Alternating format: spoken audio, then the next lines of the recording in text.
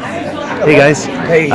So we have Matt on the left-hand side. We have Logan on the right-hand side. Congratulations on a great first feature, which played yesterday at the Sundance Film Festival. And it very much is a loaded gun type, symbolically representing the film. So yesterday, you mentioned in the Q&A that the kernel of the idea was this sentiment, this reoccurring nightmare or dream that you had of feeling falsely accused. Yeah.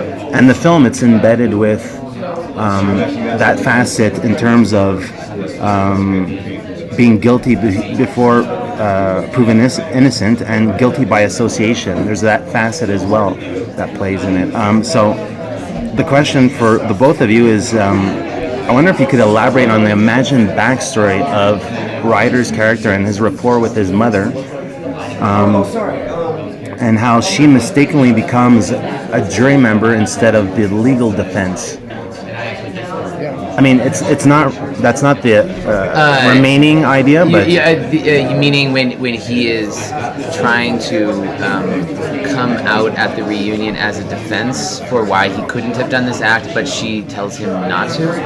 That plays into it, but more as the act itself after the barn house. Yeah. I mean, I think that's very much what her stance is after the incident in the barn is that she's trying to be a diplomat and keep the family from falling apart at the seams, and he is coming at it with his very California logic, which is physically I could not have done this because I am gay. She fires back with the fact actually that in some parts of the country that is not a defense, that's a further indictment. Yes.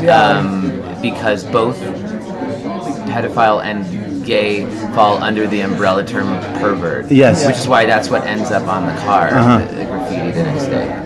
And what's interesting too is in this film you can kind of see the shame that's inherited through generation to generation, and I think a writer has found himself outside of shame of being who he is. However, he's also still trying to come to terms with it, and he wants to retaliate against the Raskin family, who he knows won't understand that. But I mean, once he gets there and things start to unfold, you realize that the lack of understanding is coming from him and both sides, and it becomes a collision course of all this shame that is brought out throughout the entire family. And the movie shows the dynamics of that and how we deal with that and how everything that comes out then affects us and turns us into the people that we then become outside of the reunion.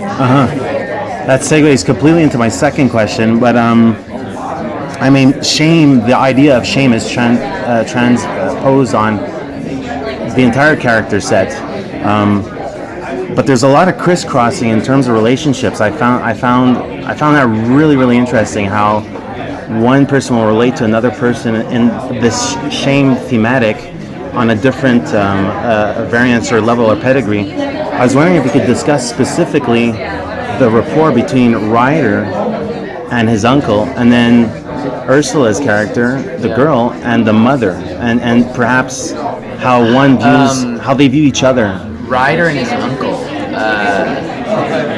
Well, I mean, Keith never had a son,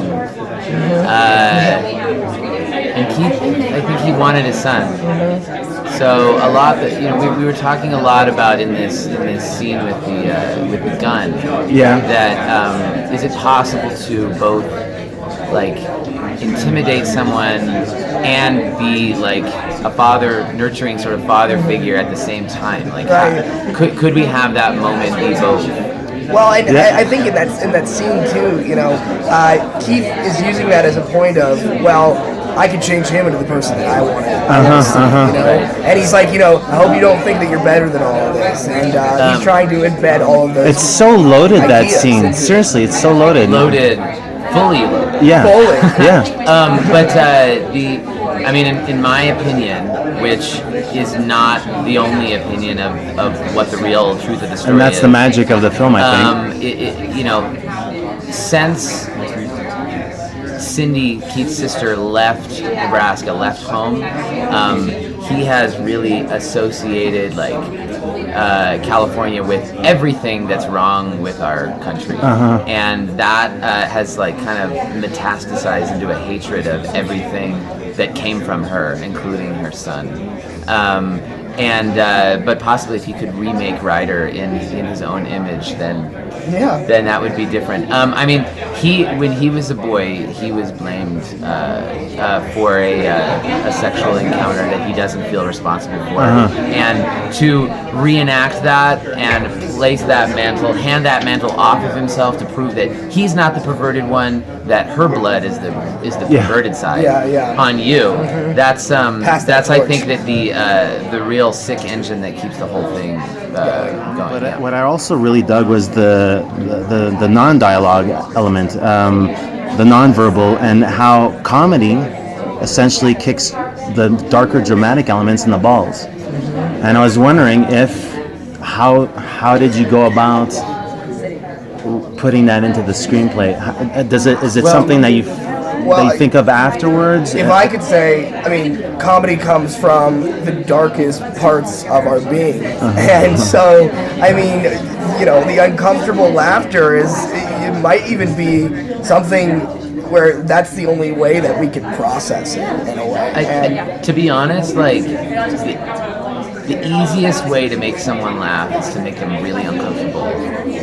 And then any reprieve from that, they're so ready to let off some steam that holding on a shot just a second too long, a look a second longer than appropriate, people will start to laugh. It was interesting last night at the screening to watch 3 clear emotional phases during when you're singing this song I at saw the table. That as well. Yeah. It's at first very funny, everyone laughs. Yeah.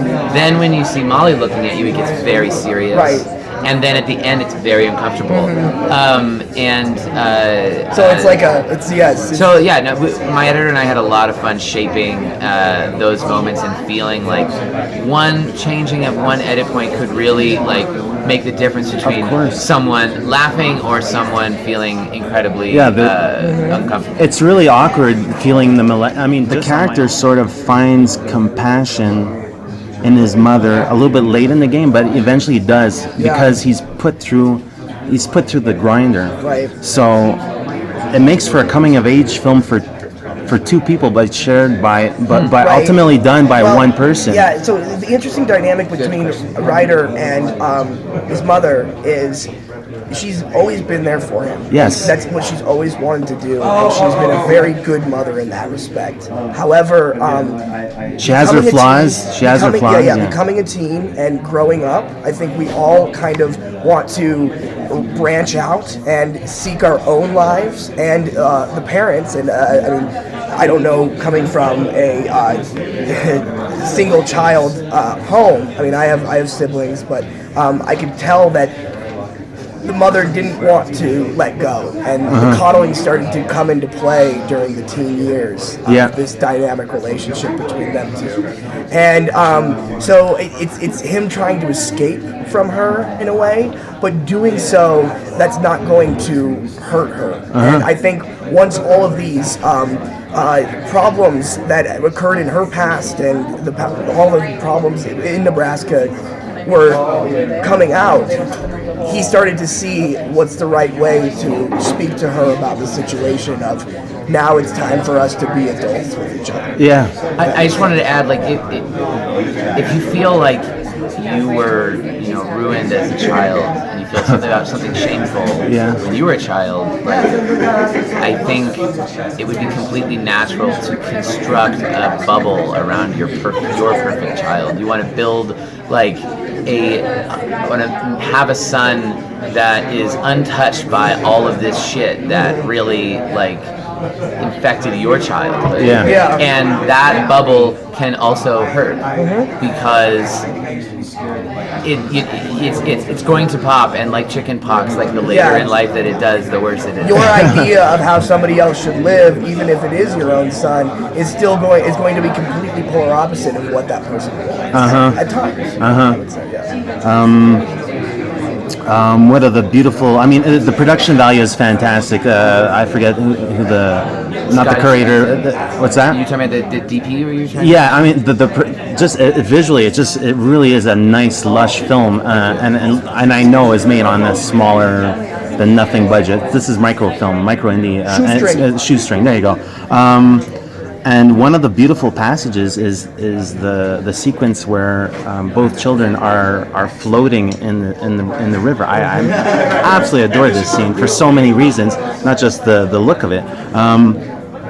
So you take that scene and you put it outside of this larger context of film, and it comes off as natural. It's two children being together. Of course. Yeah, I mean, I think I know what you're getting at, and it's like it's good. Well, exactly why it would be so hard to cut a trailer for the film, but because everything is based on, it's loaded because of the context that it's in. But it's also like I feel keeps very true to the central idea, which is that it's these situations are defined and labeled and by adults, and the guilt and the shame that we were talking about is assigned by adults to these kids. There's actually nothing wrong with these kids floating down the river together. There is nothing wrong. And if you were to watch it independent of the film, you would not think that.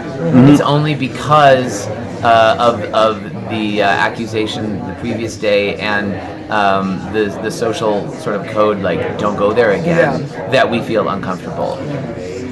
And what's interesting for this for Ryder's character, I think it's the first time after being put to trial. I mean, he's put to trial for the umpteenth time, maybe 3-4 times before that, and it's the first time where he can actually decompress and just be. So well, and I mean, it's the first time you can actually process what's going on, and I mean, the experience that they have together, it's something that it's foreign to him. I mean, he might have the idea of who he is in his mind, but I don't think anything has ever really happened. And so his ideas tend to change, I think, after that scene takes place. And instead of people putting this label on him or telling him what to think, he can finally have that moment, that quiet moment out in the river to kind of process what has happened. I'll touch on two very quick points. You get a sense that when you watch a film like this that the filmmaker is an astute student of film history. So I was wondering if Ryder's attire, specifically with concerns to his short shorts, is there a homage to Rebel Without a Cause? Actually, no. It was an homage to my own red short shorts. Okay. I wish I could say it was that clever. No, I mean I was finding links where there was no links then. No, I mean the reference was more for me to like Kafka's The Castle, of like a guy who suddenly finds himself in a world where like the logic you can't really understand, there were a lot of references and links, but unfortunately not to Rebel Without a Cause, at least consciously. Okay, last question, and I actually really like this final touch. It's when Ryder's looking at I think a family shelving space. Looking at the photos. Is it a kind of like symbolic take on how the audience can frame their own? Because I mean, it's photos and frames, and I was wondering what the significance is beyond just him seeing his uncle. No male boy. I mean, no. He sees all of the daughters. I mean, and the one before definitely, that. Definitely, I was thinking a lot about in writing. I'm not sure if we spoke about it in filming. That when you take a picture of somebody, you exist as a two-dimensional image at a moment in time. Mm-hmm. And in fact, we are like four-dimensional beings. We are three-dimensional, but we also change over time. And this boy changed a lot in the past 2 days. And like that is, of course, like the first thing that we realize when we see the picture is like the kid that's looking at it is now very different than the kid who was in there, even though it was only 48 hours. Yeah, hence the brilliance of inserting that. But also, like, I think that you opened up an interesting point, bringing in the idea of how the audience like is framing this story themselves. Is that this telling of the story is a collapsing of a truth down to one soundbite, no matter how you cut it. And that is what people do when they watch stories. That's what you do when you look at a photograph. And that is something that I wanted the audience to take away from the film, to put a mirror on you and ask, how much responsibility do you have to take for the telling of this story? It's a great way to end the interview. I completely agree. It's a great thing. Thank you very much, guys. Congratulations once again. Thanks. Appreciate it. Thank you very much.